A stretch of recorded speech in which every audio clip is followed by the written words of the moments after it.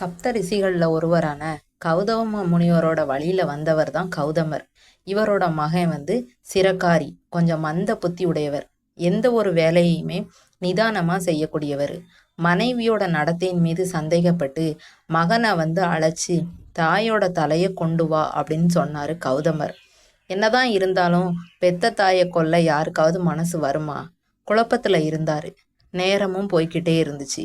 இதுக்கு இடையில கௌதமரோ எதுவா இருந்தாலும் பேசி தீர்த்திருக்கலாம், நான் ஏன் இப்படி கட்டளையிட்டேன் அப்படின்னு சொல்லி வருத்தப்பட்டாராம் கௌதமர். வானத்தில் இருந்த தர்ம தேவதை கௌதமர்கிட்ட முனிவரே, தங்களுக்கு தெரியாதது எதுவும் இல்லை.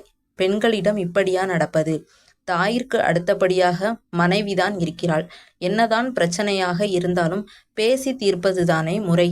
மனம் மாறியவர் மகனிடம் சென்று, தாயை கொன்றுவிட்டாயா என பதட்டத்தோடு